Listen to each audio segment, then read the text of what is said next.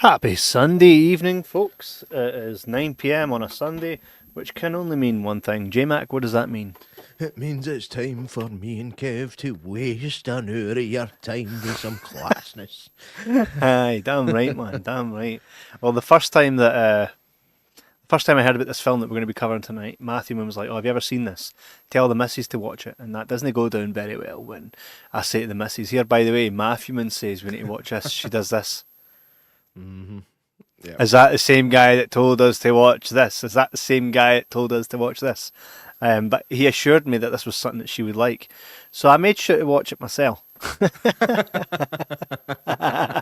That's a shame, by the way, because I think it's one to be enjoyed by everybody. Well, by the way, she came in, like, as I was watching the end of it, and she was doing that thing where she's like, "So what's happened here? So how come she looks a wee bit different now?" All that kind of stuff, eh? So I was like, And for all of you that have just tuned in and don't know what the hell we're talking about, tonight's episode is The Long Kiss Goodnight, which is a first viewing for myself. You can find us, obviously, every single weekend. At the end of the weekend. Weekend end. Jibber Jabber Podcast, Sundays at 9 p.m. Just before we smash into this, I'd like to let you know that next week we have TikTok nostalgia and the paranormal with a TikToker filmmaker called Adam James Mawson. He is his Maw's son, right? I think we all are. Not necessarily the same Maw, but yeah, we're all our Maw's son. What's that? 7 shades of degrees of Kevin Bacon. Eh? What? 6 degrees of Kevin Bacon. Yeah, I came across Adam on TikTok, and he was just keep that to yourself, mate. did a lot of I've not even got a shell, mate. I'm in here myself. But did a lot of videos that kind of gelled with the stuff that we talk about, and I just reached out to him, and he was happy to come on the podcast. So he did say I need to send him a reminder though, or he'll forget. So remind me to send him that one. I'll give you the reminder to remind him. No worries. I'm looking forward to that. It's the 23rd of March on Sunday at 9 p.m. Then the week after, we have got this big smasher. It's called V Cinema Presents Bullets and Betrayal. It's all in Italian, no clue what it's about, but it looks fun, so we'll smash into that. Wait then a minute. What? It's all in Italian. That guy's in Heroes. What guy? That guy. There's loads of guys, yeah. Sorry, the guy on the right. He plays a cop in Heroes. He's an American. There's a lot of guys on the right. Sorry, the guy on the left-hand picture behind the word Jabber. Right, which is unfortunate for him. You're always behind that Jabber, aren't you? Somewhere in life. So that'll be cool. So we're going to review this big ton of films. They're all kung fighting and all that stuff. It'll be class. And then the week after that, the 6th of April, we'll be smashing the first slam dunk. It's an anime, I think. J-Mac, you and I have had a wee bit of exposure with the anime before, so it'll be exciting to head back into that. But it'll be funny. There is some good anime out there. Oh, here we go. I've watched Akira. Nothing that you've pointed me towards. Other than Pokemon. That's what I refer to specifically when I say nothing you've pointed me towards. Well, by the way, just so everybody's aware here, I'm no like king anime guy. I probably watch less anime than you, other than Pokemon. Yeah, probably. Aye. Probably. Gone on like it's like I'm the anime guy. I'm a fuck anime guy. No, you're a Pokemon fan. No. Oh God. It's a nostalgic kid thing, man. It's a nostalgic kid thing. And then the weekend... I was already too old for Pokemon when it became popular here. That's the problem. Feel bad for you. And then the weekend after that, the 13th of April, man, A Fistful of Dollars, which I've seen before, but it's been a long time since I've seen that Eastie, and I'll need to go back. We should do a wee Eastie festival as you and I just go through Eastwood films because they're class. I've actually still to see A Fistful of Dollars, so that's good. What's funny is I watched The Good, the Bad and the Ugly, not realising that it was the third film in the trilogy. I thought it was a standalone. Then I'm like, no, there's 2 before that. I'm like, shit. Aye. Crazy, innit? But the first film the film we're going to be talking about tonight is indeed The Long Kiss Goodnight. And since putting that out on social media, a lot of people, friends, even Stephen McCall, reached out and was like, "Here, this film's class. Put it up there with Die Hard." So a lot of people have commented online just saying that they really, really enjoy it. So we'll get smacked into it. I was going to play a trailer, but I thought, no point. 'Cause it's a fight I can't be arsed having. Ken what I mean? With YouTube. Right? If you want to see the trailer, you know where it is. It's on YouTube, you know. But if I play it, I get in trouble, even though we have a license to do so. It's funny though, like even playing something that's already on YouTube gets you a strike. It's like, well, surely the person that uploaded that video should get a strike every time it fucking happens. But nah, it's lot of shite, as they say. It's that indeed. So Matthew Mann was a big proprietor of us watching this, because this is one of his top G's. And Matthew Mann, if you're out there, tap twice. Nah, Matthew Mann, if you are coming on, let us know. We'll send you a wee link, get you up here, and we'll chat a wee bit about it. I didn't look at a trailer, nothing. I had nothing going into this. I was completely naked. What about you? Yeah, I've 100% seen this before, but I think it was back in the 90s, and luckily for me, We get a karaoke this thing, mate, and sing it. I couldn't Sorry, remember that was a anything slip. about it. So it felt like a first viewing for me. So that I enjoyed. It's a strange one though, because as I was watching and when it finished, I was like, why did that film not gel with me when I first seen it? Because it seems like it should have been right up my street even back then. So yeah, look forward to what's the word? Chewing the fat over it. Shooting the sweet. So even looking at the posters, etc., have a wee look, right? So we can clearly see Geena Davis is a badass in this, right? But the fact she's with Samuel L. Jackson and he's holding a gun kind of makes you think he's probably going to be a badass in this, right? Yeah. And he's basically he's not quite inept. You know what I mean? He has some ability, but nowhere near what she's got. And he's brave and stupid at the same time and stuff. But in fact, could you go back to I think it was the second picture you brought up, when they're jumping out the window. He just looks like he's having a fucking ball. She's on tense shooting bullets through the ice that they're going to land in, and he's going, yeah, it's quality, man. There's actually a part in the film where he does the same noise twice when he's jumping into a building that's exploding. He goes, ah! Ah! It used to be bad for looping sounds. I just stick it in again, nobody will notice. that was so funny. I think I found another Todd in this film. Remember I said, name a Todd that's class in any film. Name a Todd that's the hero, right? Todd is a reserved name, which, just to make very clear, all the Todds I know in life are absolutely ka-ching, right? The best of gear. But in movies, mate, you call them Todd, they're doomed. Samuel L. Jackson's son was called Todd, and he was a bit of a bitch. So, is that right? So, his kid was called Todd. I went, does not right. shock. Does not shock. Matthew Mann says, holla gents, told Kay a million times, I fucking love this movie. Probably my favourite Sam Jackson movie. Sam Jackson has said this was his favourite movie he's ever made. Oh, that's class, man. Matthew Mann has been going on about it for ages. And by the way, because Matthew Mann asked me, what did you think of it? I'm going to say this, right? It was alright. Just alright? I genuinely felt that it was just alright. I don't know if it's because I never watched it way back when. You know, because I love Lethal Weapon, love Die Hard. And by the way, tell me this isn't just the Bourne Identity. 100%. Isn't it? Or the Bourne Identity is just that. 100%. Well, they do it a bit more. I so wanted Geena Davis to be far superior at fighting. She was class, but I wanted her to be oh my fuck. Do you know what I mean? I think that's strange, man, because I really, really enjoyed this. I think the IMDb is 6.8. I would rate it higher than that. Yes. I would be up at a 7.5 for this film. I think I had a really, really good time. It's just it's a film of its time. Some stuff didn't age particularly well, especially with some pretty bad visual effects.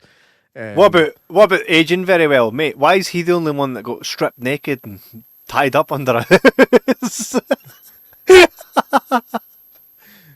He's in the hot box. It reminded me of that. Yeah. I felt like he just kept getting his ass whooped through this whole film. He's like, what was this worth? Aye, it's. I don't know. We'll get into it all. But nah, we don't normally say right at the beginning what we feel about a film, but Aye, we do. We usually go, here, should we not save this to the end? And I'm like, I fucking loved it. Do you know what I mean? No, but the thing is, there's a lot to unpack with it. The premise is great. So it starts off that Geena Davis is just chilling, doing her own thing. Stuart Little's ma, as usual, just in her house, baking cookies. Right, I love how her husband's just a bitch in it as well. Is his name Todd as well? no, he's a nice guy. He's a nice guy, but come on, like, is that how you defend your women? Mate, he ran at a guy that was holding a gun. He was unarmed. That's a brave thing to do. I suppose.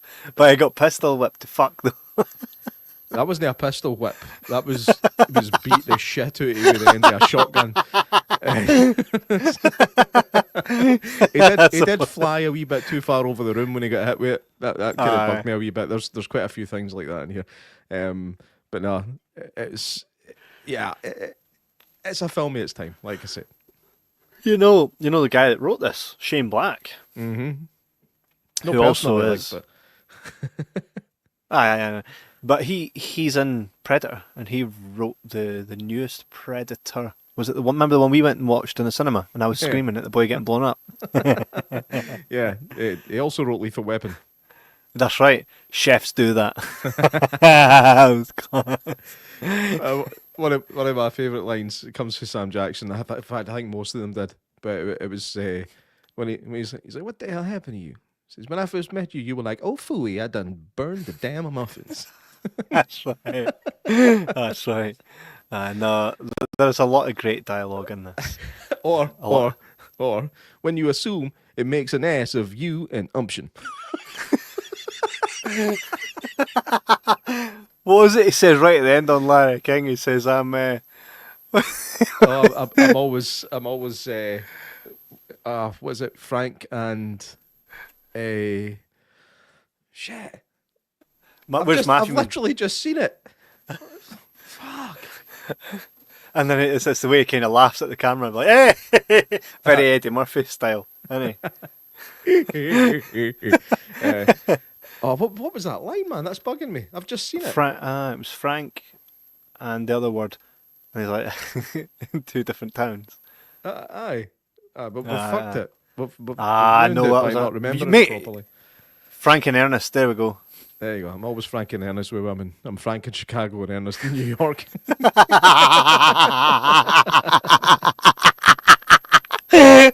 That's like his name. Ernest. When I first watched it, I was like, does he mean that he acts Frank in Chicago and then acts Ernest in New York? But he's like, no, that's his names. Like he changes his name as he goes to different places. And his ex-wife's watching it just like... The Sam Jackson reveal at the end of the Muddy Waters riff is still one of my favourite movie scenes ever. Let's jump to the end. Why the fuck no? Hey, that part is that here's got a new bike for you, and it's like my mum says, did you? She's going to phone up the bike shops to see if you're stealing one. He's like, don't be silly. I'd never steal from my own postcode. He's like, I never steal local. He's got quite a good wee racket going on as well as a private detective. Like, he just bursts in on the folk that he's actually spying on, pretends to be a cop, and then bribes them to keep it secret for the folk that are paying him. So he'll keep on getting paid by the person that's paying him to investigate. It's a decent wee racket he's got going on. It's layers upon layers. Talk about the cast as well, by the way. How well cast is this? You've got Geena Davis, of course, Samuel L. Jackson, Brian Cox. Yeah, I was expecting to see a bit more of him. There's a reason you can't. Dude. Which, by the way, let's say something, right? This kind of feels like one of those films You know, like one of those films you watch as a kid where people don't really die in it. They get shot at and all that, but they don't really die. Yeah? And then you've got films that, like, see even at the start somebody gets stabbed, right? And by the way, I had this on the TV, and my daughter Gracie came down, and she thought I was watching like a family film because Geena Davis at the start is very family filmy. And she starts sitting down. I says, Gracie, I says, you probably shouldn't watch this. I says, it's an older film. You'll not like it. She's like, no, I'm liking it so far. I says, aye, but folk are probably going to start getting done in. She's like, no, I'll be fine. That boy at the start, and he gets the phone call, and then he just goes, what? She's like, yeah, I think I'll go up the stairs. That's good responsible parenting there, Kevin. I told you. Let her decide for herself. No, but I told her, and she was just like, no, this is fine. I says it'll get worse. But because it had such a very family film vibe to it at the start, didn't it? It was quite happy. It was like a happy film at the beginning. She's like, nah, trust me, Dad, I'll be all right. And then the boy gets stabbed, and she's like, I think you were right, Dad. And Matthew says, eh? So I was going to say, the guy that did the stabbing, I was looking at him going, I fucking know that guy from somewhere. And it was about halfway through the film before I realised what he was. He was in Scary Movie 3 or 4, I think. He was like the main guy. Was it 4? And he also played Max Bear in Cinderella Man. And that was and I've written in my note, he has an eternally punchable face. You written my note? Oh, I hope you gave it. Brian Cox talking about the dog licking his arsehole. Aye, that was quite funny. He's like, I'm going to do it in a Scottish accent because I think Brian Cox always sounds better with his normal voice. He's just like, a dog's been licking his arse for the last hour, so I like to think that whatever's there is either gone already or it's there to stay. Brian Cox's class. Shout out to Dark Ditties, the guys that who have just released Art Attack, the new Terrifier documentary. But Brian Cox worked with them on Dark Ditties, which is excellent. Quite shit to see, like, sometimes just seeing a main character. Was he a bad guy, his character? I don't think so. Because there was a point where he tried to kind of fuck him over, and then they had to run for him. No, he never fucked him over. He had his phone tapped. His phone was tapped and he never realised. You would think somebody at his level would realise that there was a chance of it at least and be a bit more careful. But hey ho, the film wouldn't work the same if he didn't. Yeah, but mind, they ran away from him. Aye. That was purely because Sam Jackson didn't trust him. Like, there was no good reason to run away from him. All of a sudden he's getting a jacket out of his seat and getting dinked in the back of the nut with a fucking tyre iron. He's like, what? What? He's dead. You just know when Samuel Jackson's holding the gun and he's like, yeah, that's right, I'm a bad motherfucker. Oh, I'm bad motherfucker, I'm going to take you. He's just in the gun to the back. He's like, oh, okay.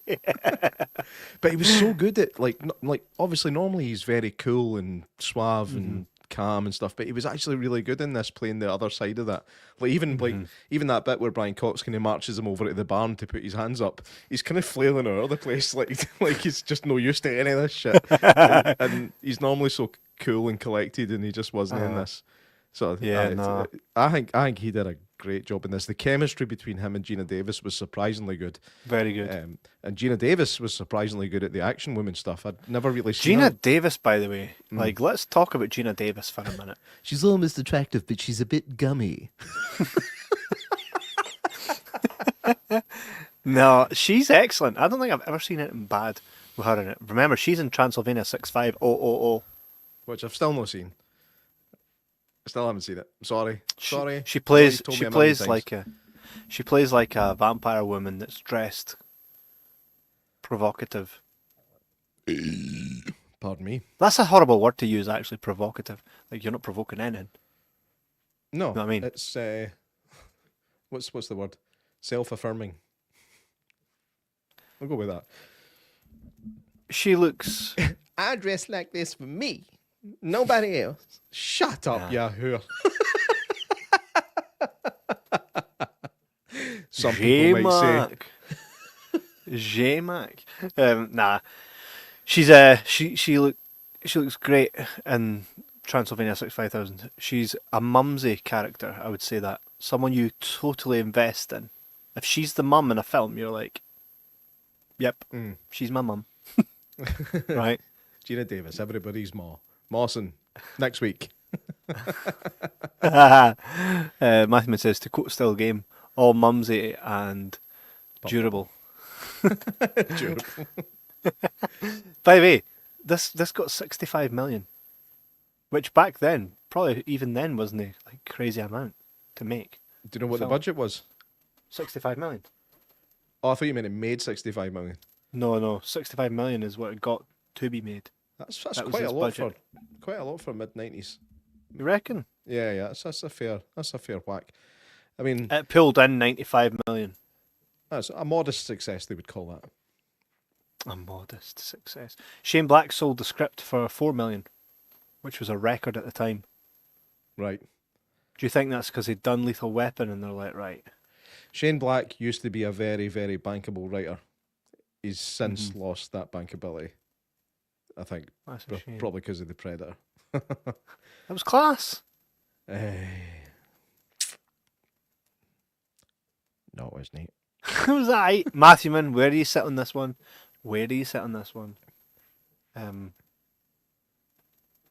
Rennie Harlan and Geena Davis were actually married during this production. Oh, I didn't know that. Rennie Harlan, by the way, he kind of gets overlooked as a good action director, but he's done some stonkers, man.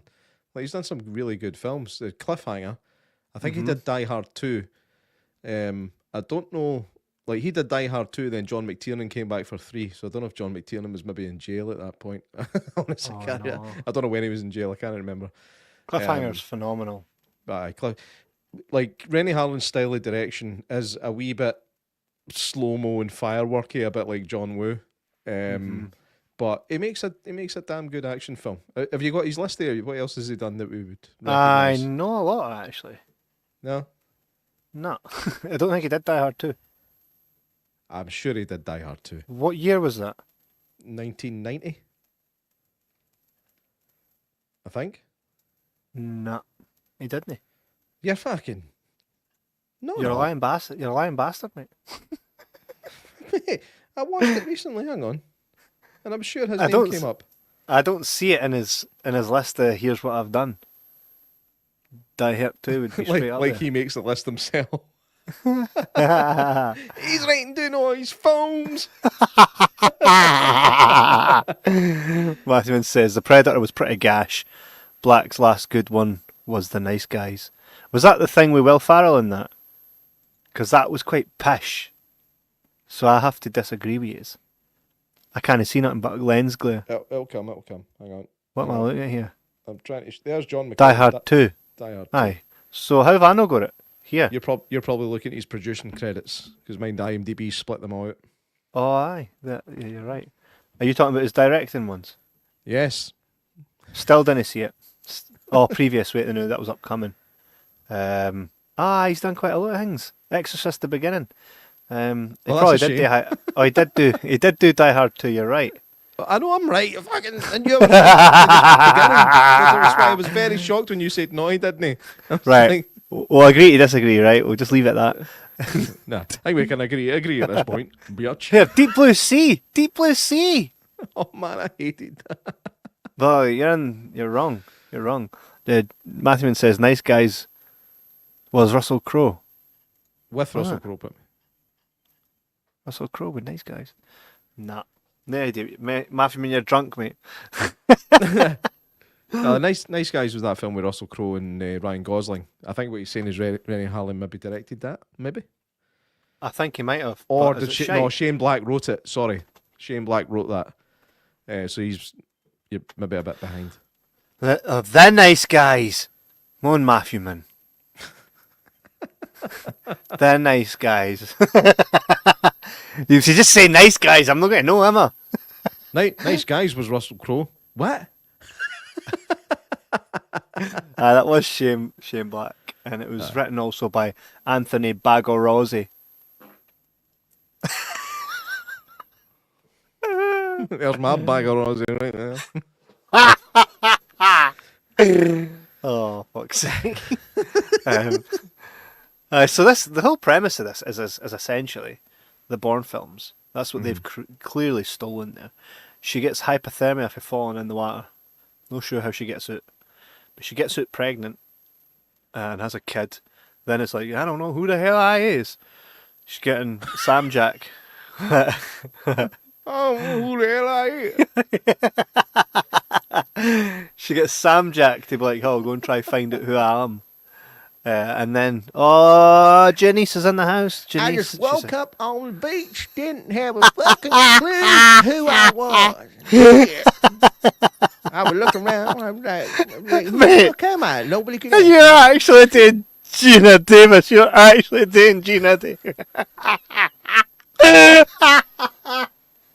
You're actually doing Geena Davis. It's unfortunate. Keep them in. Keep them in, right?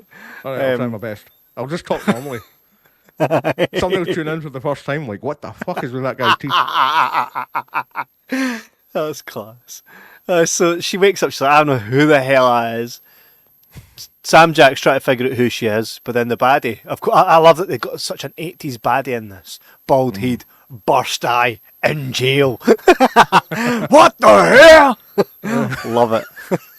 You're supposed to be dead, woman.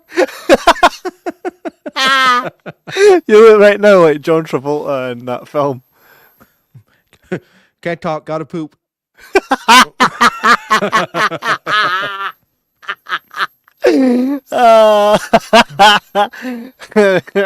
Janice is Hey, laughing Janice. at you. How the hell are you? Oh, these teeth, man. It goes to show you how important teeth are in an image. And your ability to speak. So for the purposes of the podcast, I might have to take these out again. For the purposes of the tape. But what's even funnier is when you put them on the other teeth. What the fuck's going on here? Oh, I hope you're doing well, Janice. Hope you're doing well. Are you taping me? Are you taping me? What's that? That's for our wee sketching. That's another thing that's going to happen is your wee character's going to be like that. Are you taping me? all serious. Are you taping me? Serious. You taping me? I didn't agree to be taped. I did not give my permission to be taped.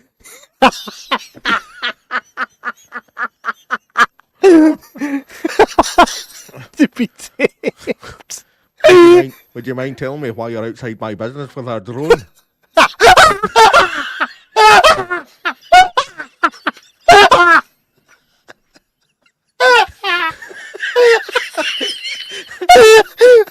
I know exactly what you're referring to there.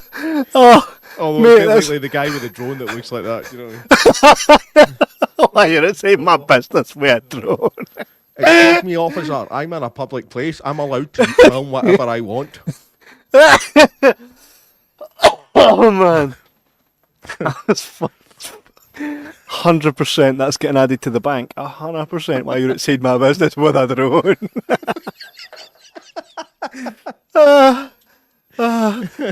You don't control the airspace. A wee sidebar there, but J Mac and I are working on a wee sketch, and this character is part of that.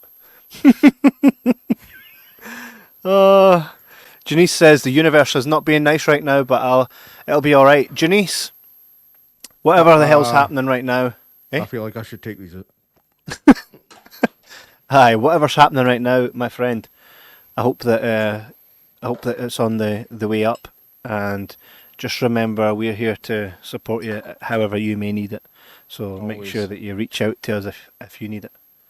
But we hope. What the fuck are you pouring? I see. What are you pouring? A see Drew. Where can you see Drew? Big Drew, man. He's in the corner, man. He's a hinters. By the way, I've got a wee Jibber Jabber sticker here and all. By the way, you just gotta see it. Look. Way. Just can't see it, man. Just can't see it. Aye. So be well, Janice. No, Jay, leave them in. I'm loving the humour. Hey. Why you're outside my business with a drone?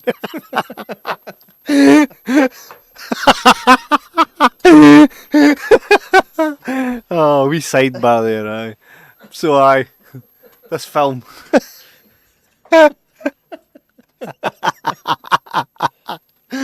Oh, we need to get more of that written down, especially soon. Excuse me, back away from me, please. Back away from me. You are within my personal space. I have the right to defend myself. Thank you. Phone the police. Phone the police. They'll be on my side.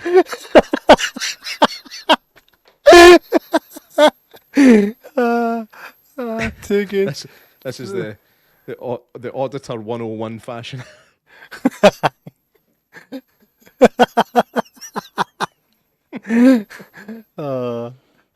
Let's see what it looks like from above.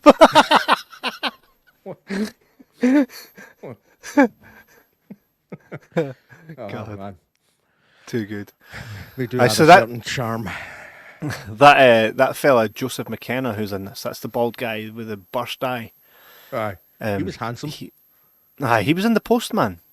That's a Kevin Costner film that folk hate. That and Waterworld. What's your problem with Waterworld and The Postman? Anybody that has issues with Waterworld and The Postman? I don't know. I always like both of them. They were fucking class! I think they cost silly amounts of money. I think there was a bit of a problem on that front. They never made a lot of money, but they were great films. I loved them. I think the establishment was just a bit anti Kevin Costner at the time for some reason. Can't remember why, but I think there was some political shit going on with him at the time. Usual, man. Usual. He's probably a Republican and they didn't like it. So Keep politics out of films, man.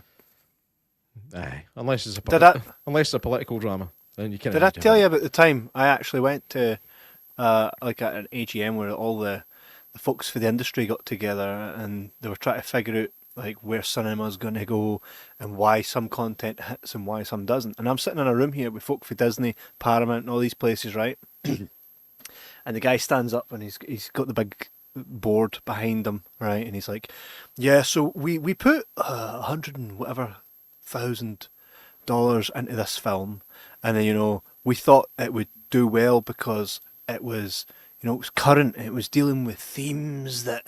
He's doing all this. It was dealing with themes that are very prevalent in today. It was about a woman who was oppressed. She was wanting an abortion. She couldn't get one. She had to flee back to her thingy, right? And they were like, we can't for the life of us understand why this didn't do well. I was like, I was like, I'll tell you why. You invited the wrong motherfucker here. I says, do you know why? I says, because see all that doom and gloom shit? That's what people, that's their reality. And see, a film's to take off the jacket of reality, sit back with your feet up, eat junk food, drink a fucking Henry Weston's, and have a class fucking time. And you're right, robbing them actually. of that. I can't say, remember the last time I sat down to watch a film about council tax going up. Do you know what I mean? Right. We want to get away from that shit. I says, you're robbing people of that experience when you're fucking throwing shit at them that one, they might be already experiencing, or two, they're trying to get away from. I says, movies used to be about that, and that's why they done so well. When you throw this shit at them, they're going to reject it because they're living it. Folk go, oh, interesting. And then I literally said as I sat back down, are these the cunts that are pushing the way forward? Genuinely. And you'll wonder why it's in a fucking heap. The thing is, it actually is so bad right now, eh? Isn't it? The film industry, it's wow. It's especially like specifically cinema. There's nothing out just now that I'm even half interested in. Nothing. And They're for me, throwing. that's very unusual. The big chains are throwing free tickets at you pretty much through every phone contract, through every fucking anything, any app you download. Here's free cinema tickets. Come. I've got codes for tickets, so it cost me like £6 to go to cinema, right? And that's with two folk. And I say to the wife, you want to go and see something? What's there to watch? That's what she said. What? Last time I went to see was Dogman. Dogman. Aye, the new Dave Pelkey thing. Same guy that made Captain Underpants, which, by the way, Captain Underpants happens to be my favourite book series, as you can see them all there. I don't know if you can see them all, but they're all there. But the live action doesn't hit with me with the Captain Underpants. But Dogman, quite pish. Wasn't pish, but I'm too old. I'm too old for it. My kids enjoyed it. I was like, this is where I get to sleep. Never even heard it, man. Dougman, it's an animated thing. Look at you writing all your pals. Sorry, I'm actually going to look at what's on right now, just In to the cinema. see, just to show how bad this is, the state of what we've got. Now, so right. So at the minute we've got Conclave, which has been out for ages, which I actually did quite enjoy, but I think most people wouldn't. Black Bag, no idea what that is. Mickey 17 looks like another I'm getting cloned to die scenario. Bridget fucking Jones. One in the Marching Powder with Danny Dyer, zero interest. Last Breath, all good, another fucking claustrophobic film. Opus, never heard it. The Lost Lands, which looks fucking horrific, even though it's got Batista in it. Captain America, again, supposed to be terrible. The Monkey, I actually forgot about that one. Sorry, I'm half interested in that, but it's based on a Stephen King thing. So, The Last Showgirl drama, nope. The Four Rascals, I think. Oh no, it's Vietnamese. It's a Vietnamese film, which is fine. Terminator 2: Judgment Day. So the most interesting thing they've got in there right now is from 1991. The year I was born. Aye. Yeah. Aye. It's all downhill for there. Pretty much. But what's no downhill is this film. Let's go back to this. Aye. The Long Kiss Goodnight. Did you know looks that? amazing like that, by the way. You think so? Oh, I really see that dark eye makeup in the hair. No, I prefer that. I mean, that's. See, the thing is, like, the first image, like, go back to the other one. That's like the cookie cutter image. Yeah, like the mum image. That's I'm going to squeeze your head like a watermelon. Aye.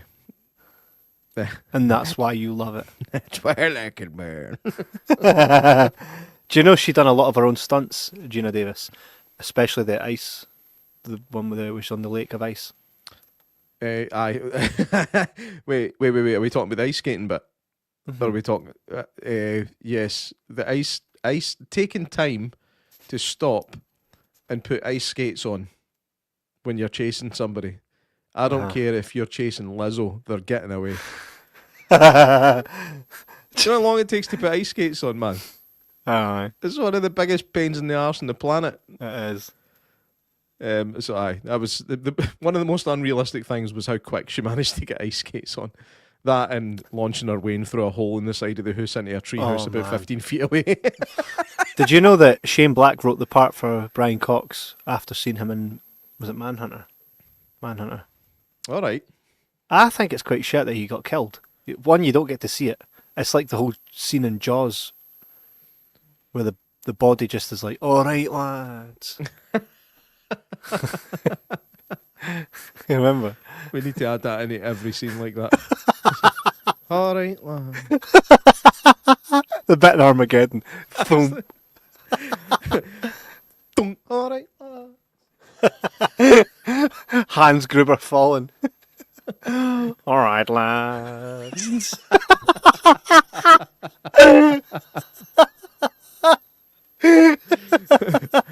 All right, lads. I'm going to count to 3.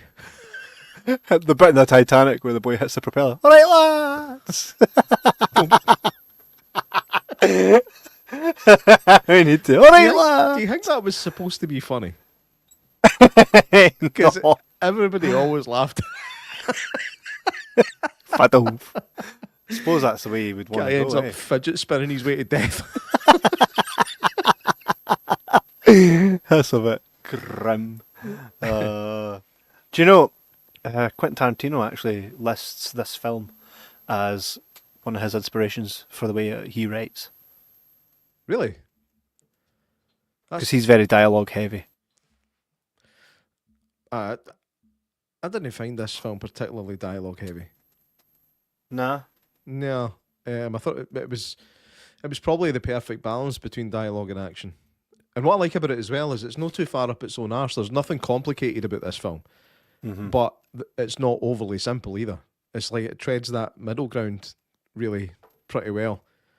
where you can follow it without really having to concentrate too much. But if you're really not concentrating, you're going to be like, "What the fuck's going on?"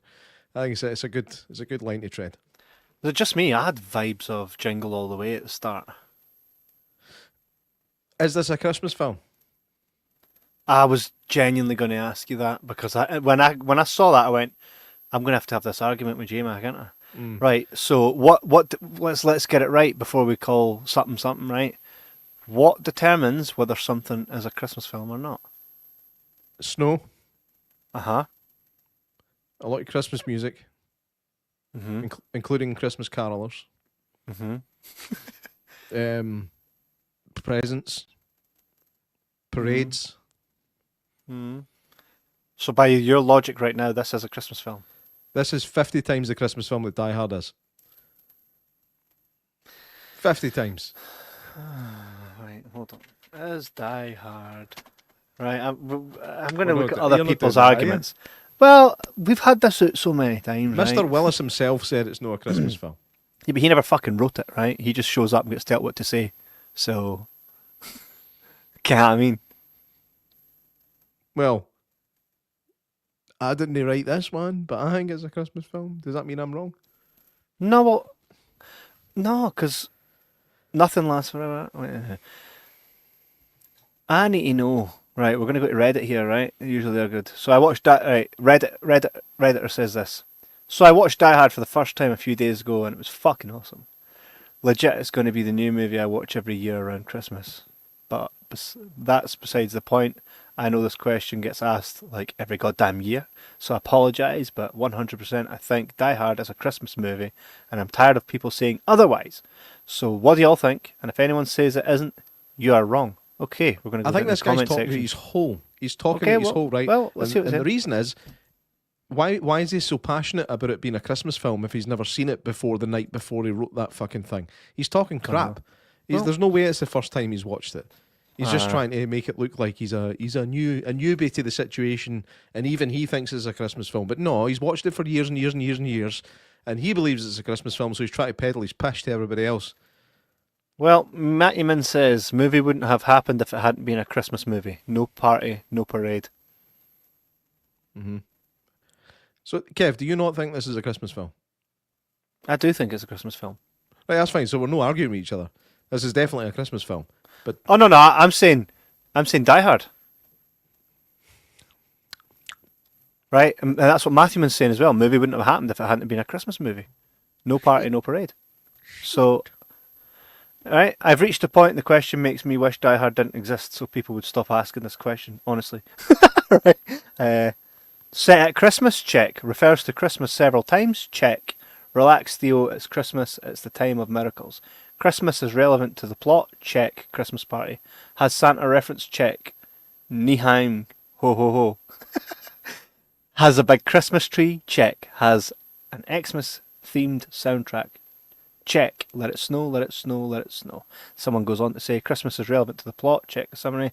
The setting is not necessarily relevant to the plot, and this is kind of redundant to your first point. How does the setting impact the plot? I.e., I could set a psych thriller in a theme park that doesn't make theme park relevant to the plot necessarily. It depends on how it is used to inform the characters and the story. Otherwise, it's just a backdrop. man, you gonna read that whole fucking thing? So where are we at on this then, J-Mac? I told you where I'm at. It's a Christmas film. Die Hard is. This fucking movie is. This is just like Die Hard is. Die Hard is not. It is. If you have to go so far as to say that paper falling from the sky is supposed to symbolize snow, go fuck yourself. No, I never said that. I'm just saying it's a Christmas film. He wants to get home for I'm Christmas. not saying that you said that. It was the proverbial you. Damn it. Shut up. Matthew Min backed me up on that one. It's definitely a Christmas. Defo a Christmas film. Happens at a Christmas party, for fuck's sake, man. It's Jingle All the Way, a Christmas film. Yes. Right, same thing. It's called Jingle All the Way. Alright. So, because it's not called... The Grinch isn't called Christmas Grinch. doesn't have to word. This is honestly, man. It's like I think that's what it's. It's like ice skating uphill with motherfuckers like you. No, do you know what we need? We need to get Ben Treblecook back on and do a Christmas episode of Die Hard where we have the ultimate showdown, right? And we'll put it out everywhere. It is Die Hard. Once and for all, we'll get the answer. Cool. This film's a Christmas film, though. Defo. Yeah, definitely. Let's go back to agreeing with each set other. It's set at Christmas time. Look at this shit. Aye. All the weather outside is.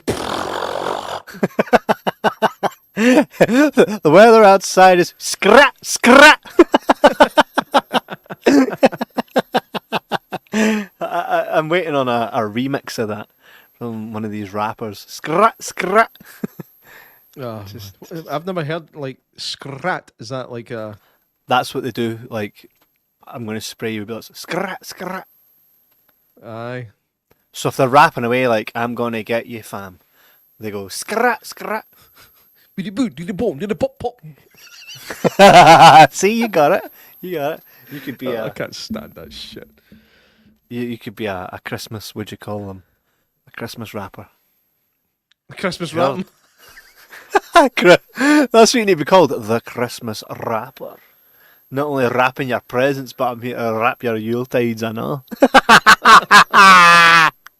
Scrat, scrat, scrat. That'd be quite good. Scrat, scrat, scrat. Putting bullets in Santa's heart. Fuck off, you fucking. Shut up, you've rehearsed that. You've rehearsed that.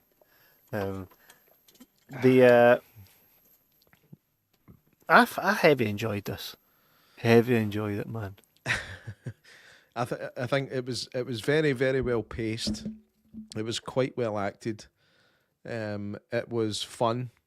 It was funny as well. Laughed out loud a good couple of times. I can't remember when though. That's annoying me. Again, Samuel L. Jackson's lines, like that Frank and Ernest one, I actually did laugh out loud at that. It was class. Did you think it was a bit sad that Brian Cox got done in? I didn't think it was sad because we never got enough time to actually get to know the character. I think if he kept him alive longer, it would have actually had more of an impact. But I still was like, oh, there he is under the he's water. He's dead and cold. Aye. It was just, I don't know. Because it was Brian Cox, you probably just expected more for that part. If it wasn't Brian Cox, it would be disposable.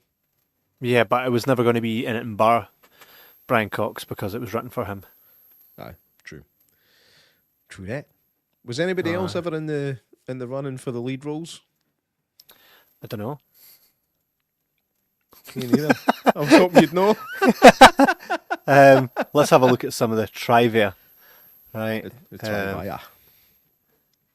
Geena Davis and then husband director Rennie Harlan checked how long she could hold her breath in their hot bathtub to prepare for the water torture I scene. wonder how they checked. Wonder how they checked. She was getting my gummy.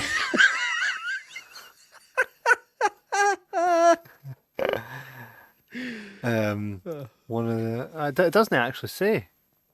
Doesn't it actually say? Well, Rennie Harlan directing, starring Geena Davis, his wife. There was some definite Rob Zombie-esque nepotism going on, but for the good, because she was good in this. She was very good. Oh, aye. I'm never a big fan. Like, call me sexist, misogynistic, whatever you want. But when it comes to action heroes, I like guys.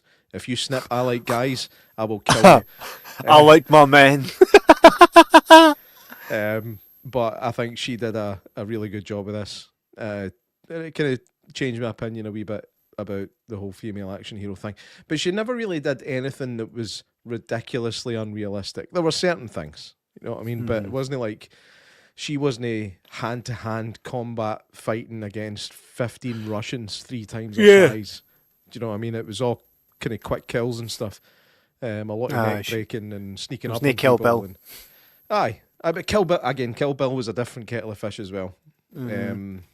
That's, I can't even go there. I'm talking about things like Atomic Blonde. Just no. Here, Matthewman says, what about the whole Trade Center conspiracy? Right? I watched that and went, yeah. I actually forgot was that 96. Matthewman had said about this. I forgot that he told us about this beforehand, and then the line came up about killing 4,000 people, and then he's like, "I will just blame it on a certain group of people." I was like, "Oh shit! Wow." You know, there's a theory that they tell you in Hollywood. They tell you what they're going to do before they do it as part of their sadistic ritual. I don't know if it's... I always kind of think that, though, to a certain extent. It's like, are they actually telling you in advance that things are going to happen, or do people take inspiration from what they hear in the movies?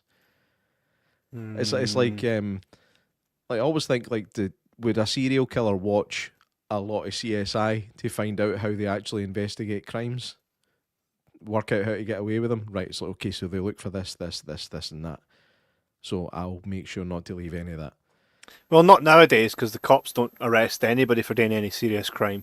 It's only if, like, some, you know, if I go out as a madman and start hacking folk up, I'll probably get told not to do it again. But if someone comes at me for hacking up his wife, punches me in the face, they're going to do 6 months to a year. Mm-hmm. That's the way that the law works now. I'll get off with it. I'll get off with it. It was like it was a couple that arrived back for Morocco or France or something, and they found a stowaway in their camper van. They found somebody tried to sneak into the country, and they got fined £1,500 for reporting it themselves. They reported it. They said, "We've just found this guy in our truck." Mm-hmm. It has since been expunged, probably because of social media pressures. Mm-hmm. Which is maybe one of the good things that social media's got, but unfortunately it's a lot of the time used much in the wrong way. Mm-hmm. But it was unfortunate for them, probably quite terrifying for them as well, finding this guy in their motorhome and then phoning up to report it. There's a guy fucking in my remote home, he's a stowaway. Then the police show up and they're like, "Right, you owe us £1,500. Why is he owe them £1,500? Because they didn't sufficiently check their vehicle before crossing the border. Don't know what happened to the guy that was in the truck. Put it this way, I wouldn't be making any phone calls.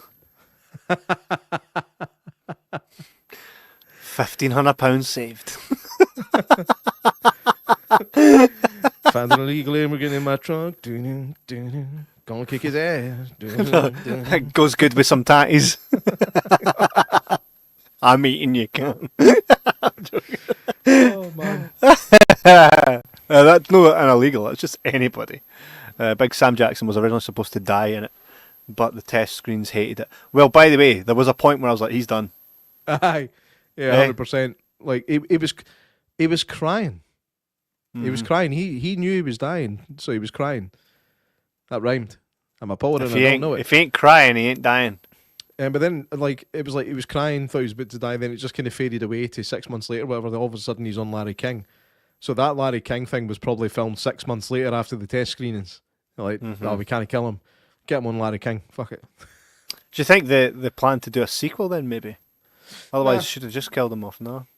Nah, I just think, obviously, because his character was so likeable and almost kind of redeemed himself throughout the film, that they didn't think it was fair to kill him off. Samuel Jackson happens to be one of those actors that's just fucking great in everything.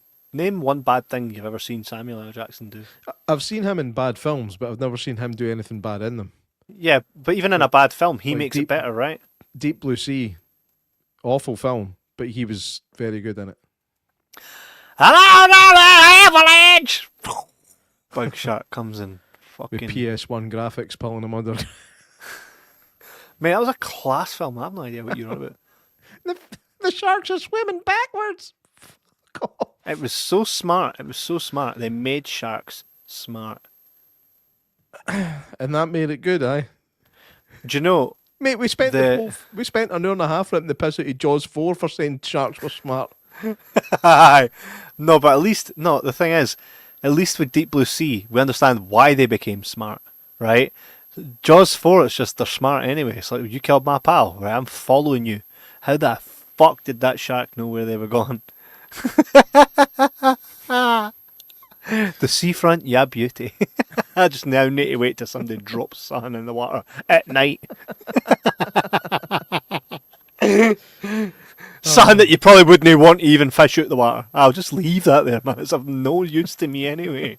Like, I don't even need this out the water. It's a fucking barrel. What are you doing trying to fish a barrel out the water at midnight for?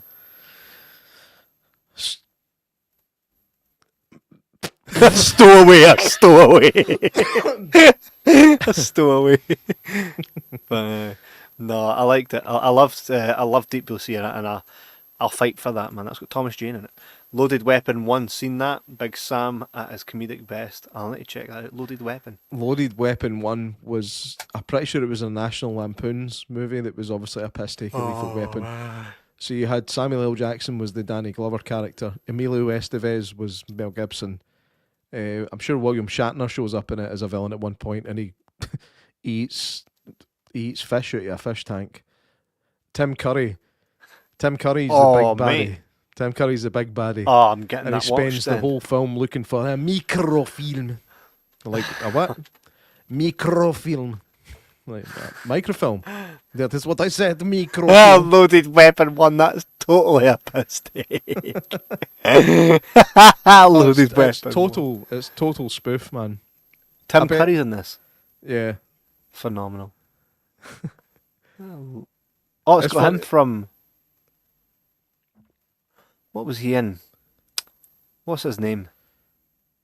What's Is it the Lance actor's name? Kinsey? Lance Kinsey, is it? Is that who I'm on about? I don't know. Can he be? Loaded Weapon, Police Academy. No, it's no him. For some reason, I think it's Last Action Hero, is it? Who is it? The boy with the funny nose. What's his fucking name? Can't mind. I only saw his picture on the trailer. It's not actually. I can't actually see him credited. Aye, I'll figure it out at some point, lads. Figure it out at some point. But aye, no, I'll need to Loaded check that Weapon one out. I'm sure that came out in like 1993 or something. And I'm going to rewatch that. Oh my god, they have guns. Loaded Weapon 1. I like that they put a 1 there, because back in the 80s and the 90s we used to refer to the first film, even though it didn't have a... You seen Terminator 1? It was never called Terminator 1. Right, so I love the play on that. Lethal Weapon 1. You know? Aye. So, I bet it's shite. I bet if we watch it now, it's absolutely terrible. Probably. Do you know how many people don't know Emilio Estevez is actually Charlie Sheen's brother? I wouldn't think it's that many at this point, surely. Yep, still a lot. Because Charlie Sheen is a stage name. No, his name is Carlos Estevez.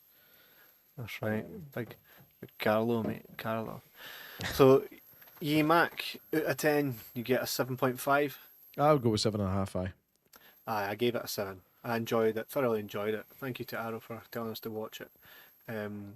If you guys want to go and get yourself on the Arrow player, it's like a $5 a month. No, it's not. It's $4.99, isn't it? I think you were close. Aye. Definitely close with the $5.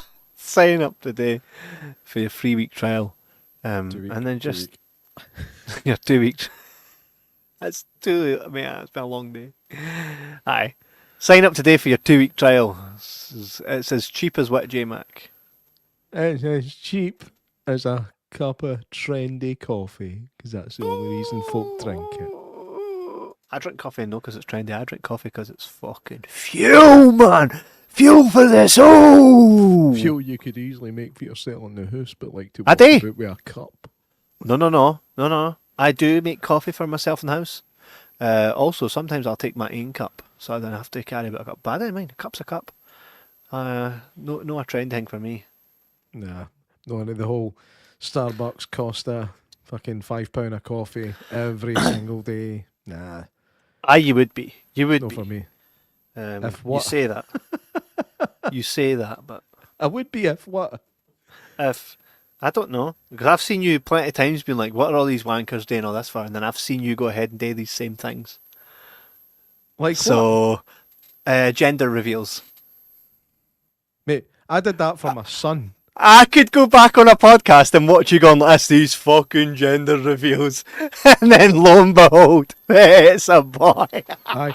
Did I post it? I don't. Well, technically, you were in it. No, I was in it. Never posted it. I did it as a surprise from a wee boy who was Mate. so hoping for a brother.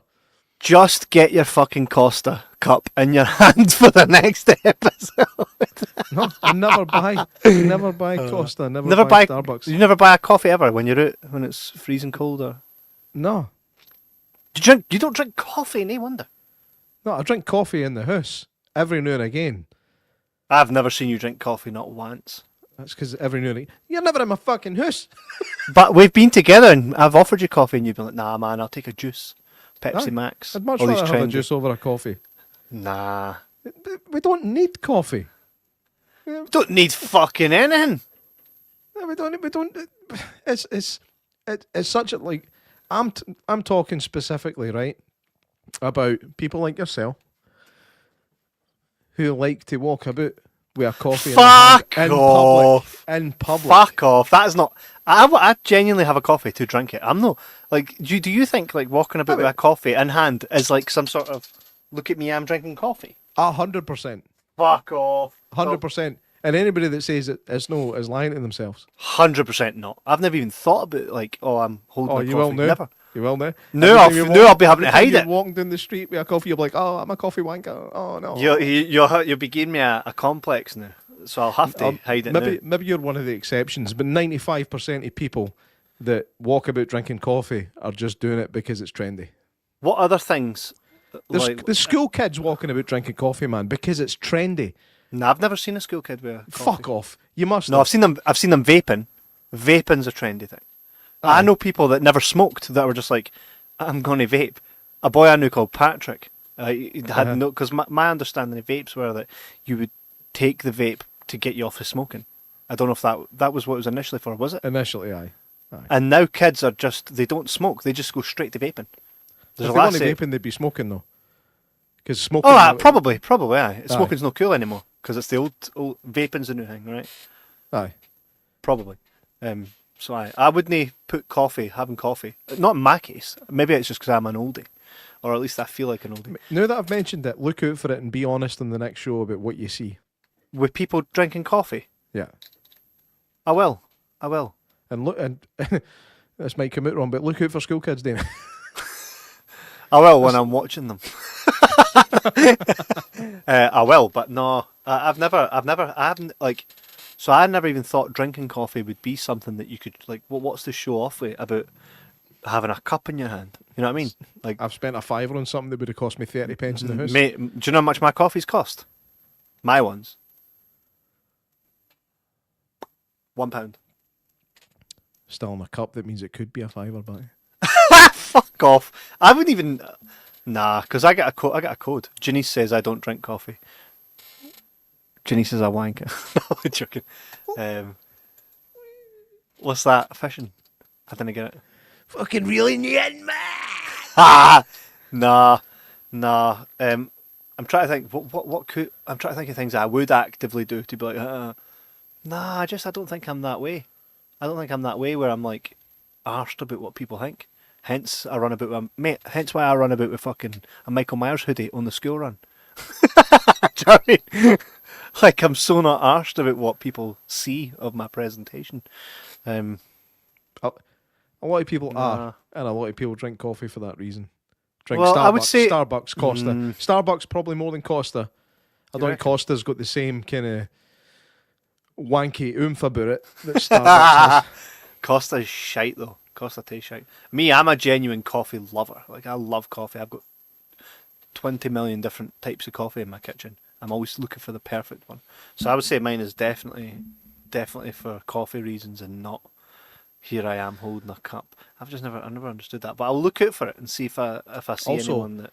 Also, if you're ever in a situation where you are meeting somebody for the first time, or you're doing an interview or something, if that person shows up late, but with a Starbucks or a Costa in their hand, they're wankers. Oh, that's true because they've obviously had time to go and get myself a fucking coffee, but not to be here on time. Mhm. I've never experienced that, nor have I been that guy. Nah. There's one to find out what, right, and this is for everybody at home as well. What makes you look wanky purely just by having it on you? I've got a dry robe. I only found out dry robe wankers was a thing after I bought one. I was like, oh shit, A dry robe. a dry robe. It's just it's a big long waterproof jacket and it's lined with this material that keeps you dry, right? A dry robe. That sounds You're supposed to put it off. You're supposed to put it on like when you come out of the sea and stuff like that. You put it on to dry you and keep you warm. But I've discovered that it's actually classed just for walking about in the cold. Does not look good. It looks horrific. It comes down past like halfway down my shins. Right? It's a ridiculous fucking looking thing. But my God, does it keep this old man comfy? Well, I need you to send me a picture. Here, I know another wanky thing. On Facebook. That's me done so well on my Monjaro. That's me down to this now, and I'm now going to the gym. Oh, so you cheat coded life, putting something in your body that's probably eventually going to kill you, while some poor diabetic can't get their fucking dose of it because you've got it. That's wanky. Do you agree? Aye. Aye. There's someone I know. I like how you said that like I was going to turn around and go, oh, I'm on my phone. Fuck off. Do you want to use my code? wait. Like it's a new fad right now. Everybody's putting this shit in their body, right? Which is for diabetics. Also, this shit can literally shut down your liver, right? Yeah. They're in that golden stage right now. Read the side effects when I was looking at buying it. Fuck off. But the thing is, though, I know a diabetic woman on the school run. Mate, that's the only place I socialise nowadays is the school run. And I'm on the school run, and I speak to the other mums, and one's a diabetic. She's like, I'm struggling to get it. She says, I need it to have some sort of normal life. She says, but I'm struggling now because all these fucking Kim Kardashian wannabes are like, oh, how much me getting it? You can't buy it in Scotland. Well, how do you get it? You can only have it prescribed. So if anybody's buying it, it's illegal. Aye, mate, of course it's illegal. They've got codes for it and shit. It's all the beauticians and that are getting it. I'm talking about in Scotland. England's different. I think you can buy it in England, but Scotland. I know people in saying Scotland no. on it. I know people on it. Were they breaking the law? Breaking the law. Aye, who gives a fuck about breaking the law anymore? Right. You know what I mean? The government. The police. Mate, it's like I am a sovereign citizen. I do not abide by the laws of your land. I remove your because I'm a total wanker. Here's my Starbucks. I what's that? I remove your implied rights of access. Aye, do you? You know what's funny? All these folk that try that sovereign citizen push always get arrested anyway. Do they? I've not watched as much yet, but 100%. Wow, It's a lot of shite. aye, innit. Well, this was a class film. It was very good. We spent a lot of time diverting to other subjects and ripping each other's throats out about stuff that doesn't matter. Well, it is called Jibber Jabber Podcast. It wouldn't, it's no the review podcast. It's Jibber Jabber Podcast where we chat shit and also review. Aye, bet we never tell Arrow that. They've watched enough of our episodes now and says good show, so I can't imagine they got any issues. But Arrow have a new release of this on their website, so go and buy it. It'll be cool, no doubt. Yeah. Cool. Probably got a reverse sleeve and all that good stuff. So go check it out if you get the chance. And thank you for tuning in with us tonight, everybody that has, and thank you for listening, everybody in the archives. If you're just listening to us now on Spotify or whatever. But just a reminder, we are live every fucking Sunday at 9 p.m. So tune in live, chat to us, There's the wee graphic for that. Next week we have Adam James Mawson. I don't really know much about him, but it'll be pretty cool. This is a J Mack cast. He cast the line and built this one in, so it'll be good to get to know him, see what he's about, and talk all about scary paranormal stuff, because we've not talked about that in a quite a wee while. innit? Interesting fact, he has one of the most basically hard to debunk ghost videos ever captured on film. No way. Didn't tell us too much about it. He took it. It's his video, and it was a house that he lived in back in, I think it was 1991, something like that. He got this footage, and they're struggling to debunk it. They're struggling, are they? They're struggling. We'll debunk it next 9 p.m. Janice, ditto. We always look forward to seeing you here. You know where we are if you need us. Hope everything's going well. Tell Ray to get you your arse in a chair, put your feet up, make you a wee coffee. Nowhere Starbucks. Send us a message off here if you want to chat. Aye. Let us know what's For real, going on. man. For real. We want to know what's going on with you, Janice. You don't sound happy. Aye. But tune in next week because there's a lot of ghostly chat. And we'll talk about nostalgia and fucking heavy paranormal stuff. All right, folks. But looking forward to that. So we'll catch up with you soon, lads. J Mac, anything you want to say before we bid these farewell people adieu? No. Just thanks for watching, and we'll see you next week. Take it easy, folk. Take it easy.